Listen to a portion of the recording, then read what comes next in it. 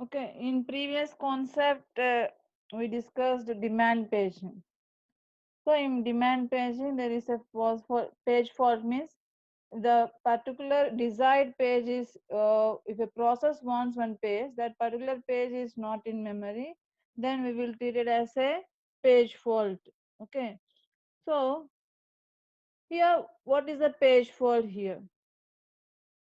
So if the process refer to a page, if the process refers to a page that is not in memory, if the process refers to a page that is not in memory, so then it will be treated as page fault. So here we are handling page fault. So what happened here? So if a process try to access a page, if a process try to access a page that was not brought in memory, so that particular page is not available, that will not brought in from memory. So you have to access that page as invalid. So already we discussed in previous, the page is available, that means indicated as valid. If it is not available, it is treated as invalid. So a process try to access a page that was not brought into the memory. So you have to access that page marked as invalid. Why? Because it is a page fault. So after what the paging will be do? So here the paging hardware is translating that address through the page table. The paging hardware is translating that address to the page table. So in that page table, that particular page as invalid, that particular page as invalid, it goes to the trap to the operating system. So it will go to the operating system. Then what again here? So here basically the internal table for page table is stored in process control block for that process to determine whether the page is reference is valid or invalid. That reference is valid or invalid. If it is invalid means terminate that process. If it is invalid means terminate that process. If it is valid means, so we have not yet brought in that page, so it is waiting for that free frame. So what the operating system will do, the page is back storing into the disk. The page is back storing into the disk. So if the free frame is available in the physical memory, then that particular missing page is stored into the memory, and that particular page is stored into the page table, that is reset that particular page table. Again it will go that particular instruction to that process, load that instruction and execute the restart, that instruction will be there. So this is the how the page fault is handling the page fault. So if the page fault occurs, how it can handle means, so first the paging, we're translating that address to the page table, so it will load that instructions to the page table. In that page table, it will notice that the bit is valid or invalid. Here, that is invalid is there. So it will set to the trap to the operating system. The operating system, what it can do. So if the page was valid means, if the page was valid, but we have not yet brought in that page, so that now page is back storing into the disk. And it will see whether there is any free frame or not in the physical memory. If it is free memory frame is there, automatically that missing page will be stored into the physical memory. And that page is stored into the page table. That means reset that page table. After resetting the page table, so we restart that instruction that was interrupted by the trap. So ఎక్కడైతే మనకు page invalid అని వచ్చిందో that's why we have to restart that instruction. The process can now access that page as though it has loaded into the memory and it will be executed. So these are the 6 steps to handling the page fault. Is it clear or not how to handle the page fault? See here, procedure for handling the page fault. The first OS check an internal table to see if the references is valid or invalid memory access. That means here valid or invalid access. If invalid reference is there, abort the process. That means terminate the process. So if it is valid, so it will be valid, but the page is simply not in memory. If it is valid, but the page is not in simply memory means, so it will be go to the operating system and the page is back storing into the disk. So again find a free frame. So after disk we have to store that page. When it will be particular page is stored into the physical frame. Next, read the referred page into the allocated frame via scheduled disk operation. So next ఏం చేస్తున్నాను ఇక్కడ నుంచి read చేసి it will be stored into the via through the disk scheduling it will be stored into the physical memory. And upload both internal table and page table by setting validation bit is equal to V. So here whenever that particular page is stored, so here instead of invalid we have to place that valid and restart that instruction, cause it the page fault and resume process execution. So ekkada varaku aithe execution stop ayindo, after that the page is valid for that particular process, then restart its instruction and then loaded into the memory. This is the how to handling the page fault. Is it clear? Here, what are the aspects of demand paging? So, aspects of demand paging means, so what is the demand paging? You have to start the pages with no pages in memory. So, extreme case lo, a process starts its execution with no pages in memory. Then what is the OS will do?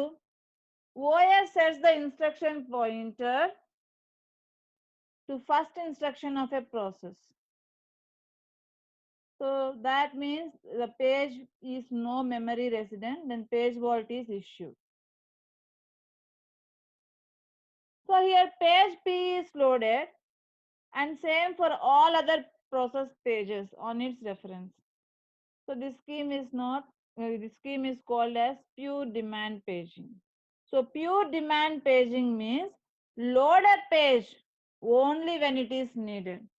So pure demand paging is nothing but at what situation the page is needed, at that time only that particular page is loaded into the memory. That is pure demand page.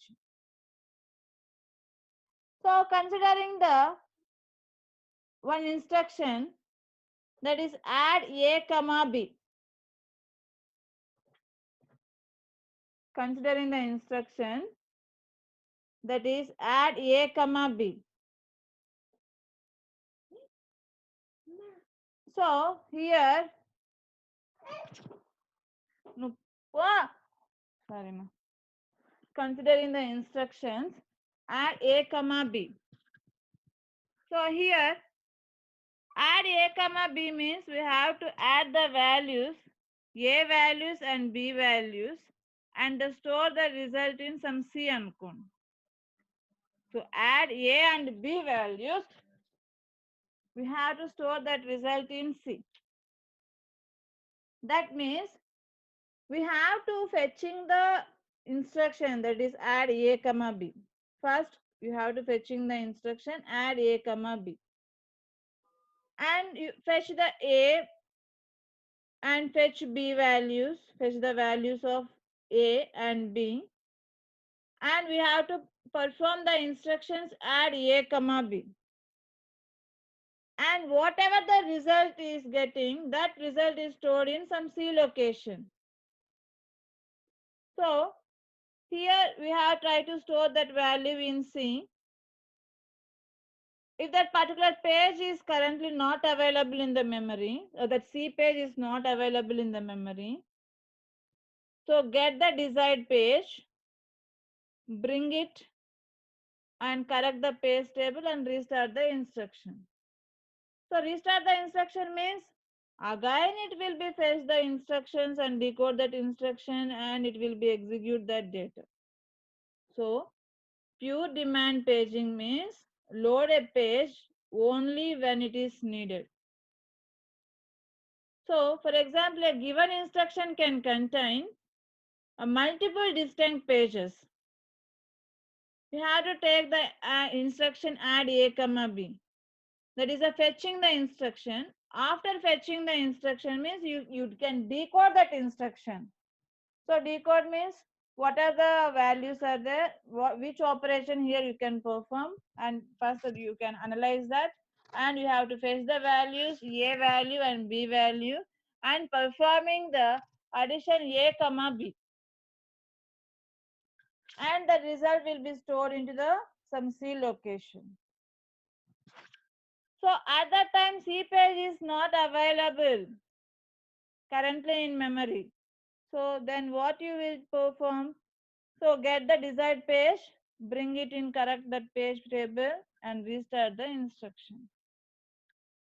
So this way we can do the aspects of demand paging. So here locality of reference is there. So what is the locality of reference? So locality of reference is nothing but to access the same set of memory locations repeatedly. So locality of reference is nothing but you have to access the same set of memory locations repetitively over a short period of time is nothing but locality of reference. So you have to access a memory locations frequently, say repetitively. So that means locality of reference.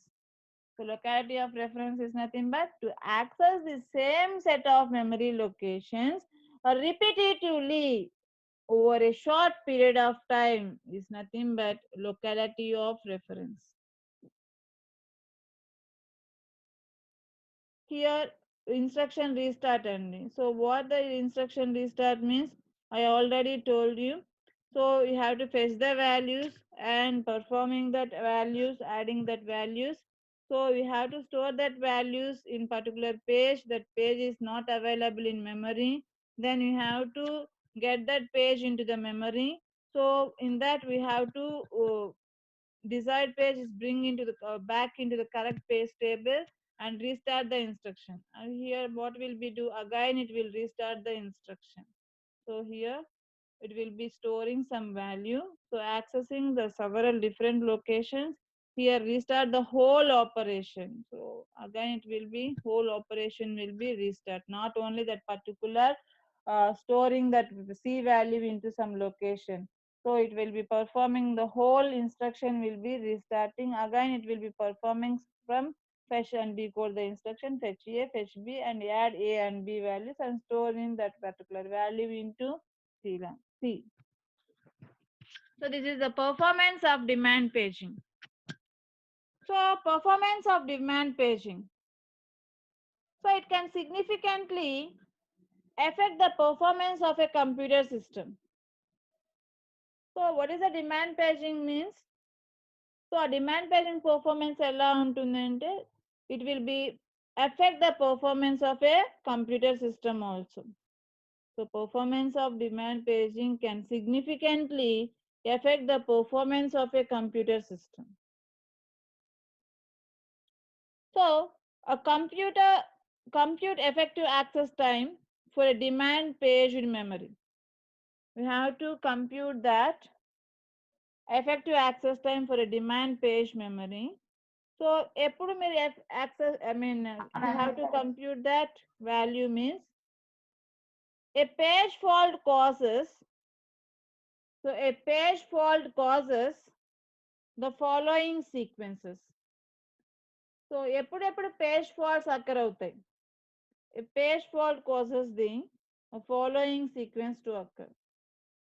One is trap to the operating system, and the next one is save the user register and process table and determine that the interrupt was a page failed and check that page reference was legal and determine the location of the page on the disk. Issue a read from the disk to a free frame. So in that, wait in a queue for the device until the read request is serviced. Wait for the device, seek and or latency time, and begin the transfer of the page to a free frame. While waiting, allocate the CPU to some other user.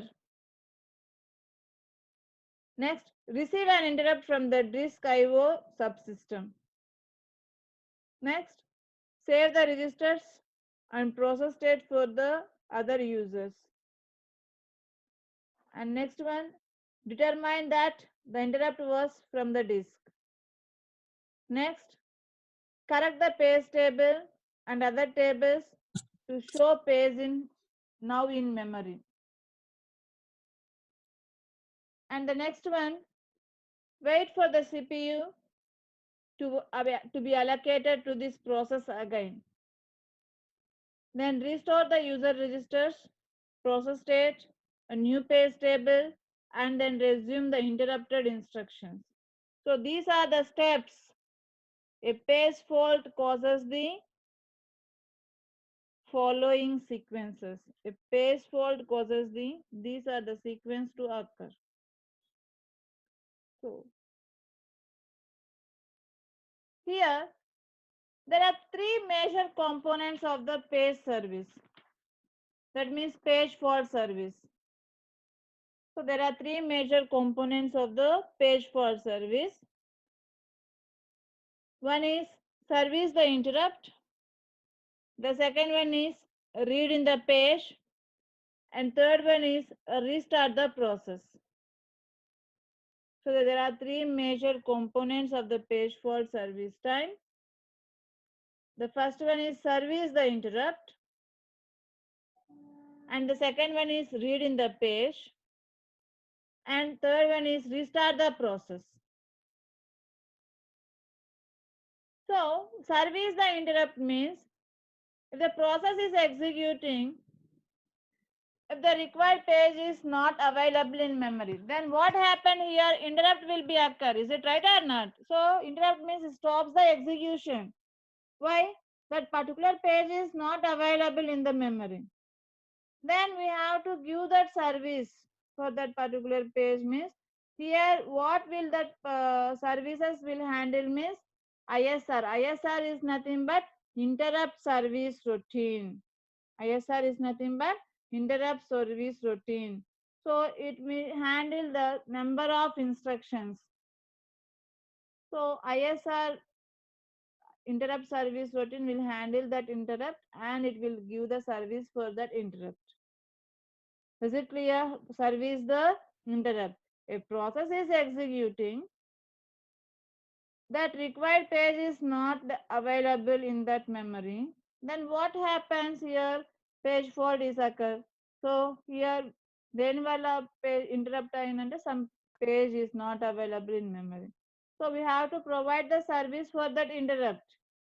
Then which will handle that service interrupts means ISR, that is interrupt subroutine will handle that type of services.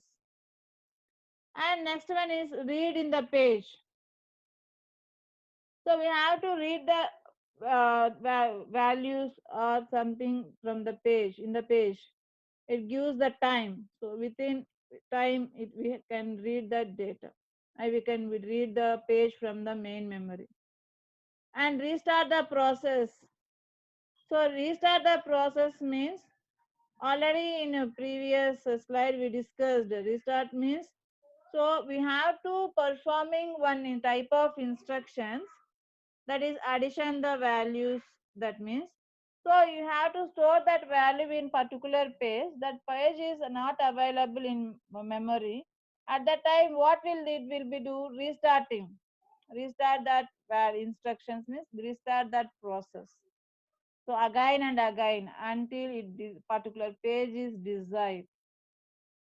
So that is nothing but restart the process. So you can find out the page fault rate. The page fault rate is nothing but 0 is less than or equal to p is less than or equal to 1. That means if p is equal to 0, then there is no page fault will be occur. There is no page fault. If p is equal to 1, then every memory reference causes a page fault. That means if p is equal to 1 means page fault is 1. If p is equal to 2 means number of page faults are 2.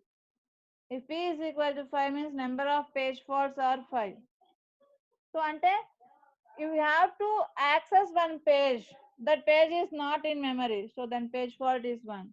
Again you have to access some more page into the memory, but the page is not available. So it will be page fault is increasing as 2. So every time you have to bring the page from the main memory, the page is not available. Then every time you have to take the memory reference. So the page is not available means automatically page fault values are increasing. So if p is equal to 0, there is no page fault. If p is equal to 1, page fault is there, but you don't know how many page faults are there. So but p is equal to 1 means a page fault is there. Is it clear? Page fault rate is nothing but 0 is less than or equal to p is less than or equal to 1. So if p is equal to 0, there is no page fault. If p is equal to 1, there is a page fault. Then how you can calculate the effective access time? There is a formula effective access time 1 minus p, that is nothing but p is nothing but page fault, and into memory access time plus p into page fault time. This is the effective access time. So 1 minus p into memory access time plus p into page fault time. So next, so this is the example. Take assume that memory access time is 200 nanoseconds. Memory access time is 200 nanoseconds. Average fault rate is, service time is 8 milliseconds. So 8 milliseconds. So if the page fault is 0, assume that if the page fault is 0, then 1 minus 0 is nothing but 1. 1 into 200. 200 plus 1 into 8 milliseconds. That is nothing but, the memory access time is 200 nanoseconds and average page fault service time is 8 milliseconds. And calculate the effective access time. So what is the effective access time formula? So 1 minus p into formula note చేసుకోండి. 1 minus p into memory access time plus p into page fault. This is the effective access time. Here 1 minus p into 200 plus p into milliseconds is nothing but here converted into nanoseconds, that is 8,000,000. 8,000,000.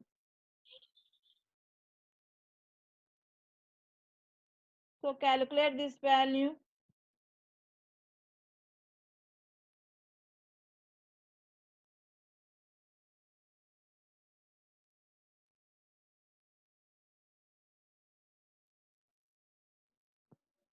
Hello.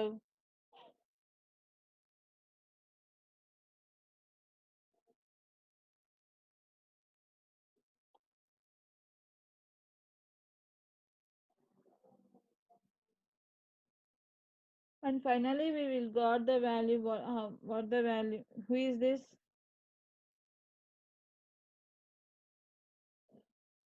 And finally, the effective access time for that page fault is. So what is that value? 200 plus 7,000. Sorry, 7,999,800 nanoseconds. Calculate చేయనమ్మా వస్తుంది value.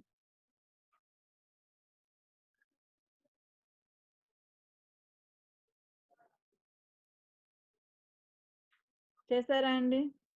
Multiply చేయండి 1 minus p into 200, that means 200 minus 200p plus p into 8,000,8,000. What is that value? Finally ఇదే value వస్తుందండి. దీన్ని మీరు multiply చేయండి. Multiplication మీకు తెలుసు కదా, 1 minus p into 200 plus p into 8,000,000 nano seconds. So here 1 minus p అంటే 200 minus 200p ప్లస్ 8,000,000p. ఈ 8,000,000p ఎంత మైనస్ చేస్తారు? 200. సో 200 చేస్తే ఎంత వస్తుంది final value? 7,000, sorry, 7,999,800p nanoseconds. You have to effective access time is directly proportional to p. So assume that page fault is 1,000 causes. So if one access out of 1,000 causes of a page fault, then effective access time is directly proportional to p. Then we get the value 8.2 microseconds. So demand paging is nothing but, so we have to bring the entire process into memory at load time. So on that process, so each and every time we have, if the main memory is full, automatically if you want to execute one more program, but program A, program B is there, so there is no space. So if you want to execute another program, must and should you have to swap out that program, the execution part into the disk, and loading the new program into the main memory, and it will go through the execution. And if the required page is not there in main memory, then we have to swap it into the disk. So here lazy swapper is there. So never swaps a page into memory unless a page will be needed. So ఎప్పుడైతే page కావాలో అప్పటి వరకు it will never swap a page into memory unless page will be needed. Here valid and invalid is there. So valid and invalid.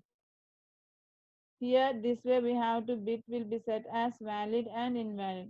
If the page is available in page table, then we have to put as valid.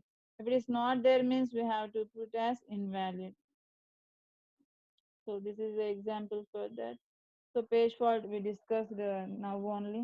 So if the desired page is not available in memory, then page fault will occur. So how you can handling that page faults means, the first OS checks the internal table for the references. So if it is not available the page, automatically the reference as invalid. Then what the system will do, the page table will do, it will go the trap to the operating system. So what the operating system will do? So if it is valid, but we have not yet brought in that page, means now we again that page is stored into the disk. Again, what the disk can do? So it will find the free frame into the physical memory. So if the free frame is there, then it will must bring that particular page from the uh, disk to the physical memory.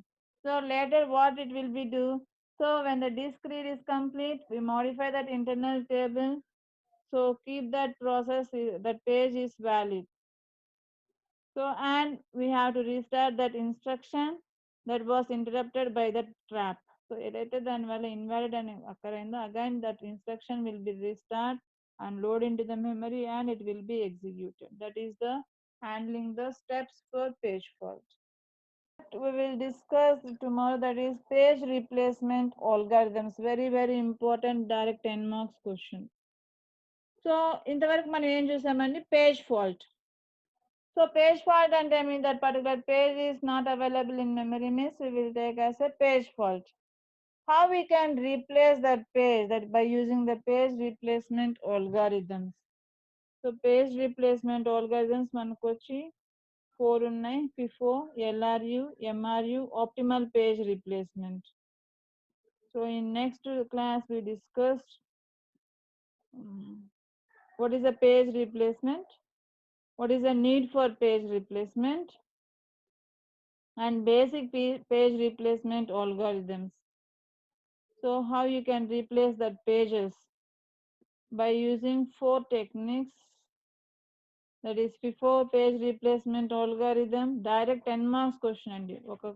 ఇలా ఒక question ఇచ్చేస్తాడు. The reference string is very important. Next class miss అవ్వద్దండి. 7012030423 ఇలా ఒక statement ఇచ్చేసి ఇక్కడ memory frame size ఇచ్చేస్తారు, physical memory size.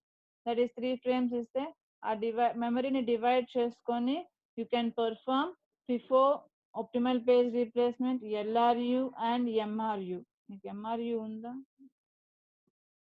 So ఈ రీప్లేస్మెంట్ ఆల్గారిథమ్స్ యూజ్ చేసి how many page fault will occur, how many page fault occur for the same reference string in LRU కావచ్చు, FIFO కావచ్చు, and optimal page replacement కావచ్చు. So in same reference string, what are the different page replacement page faults will occur. So in next class we will discuss what is page replacement and what are the page replacement algorithms. Okay.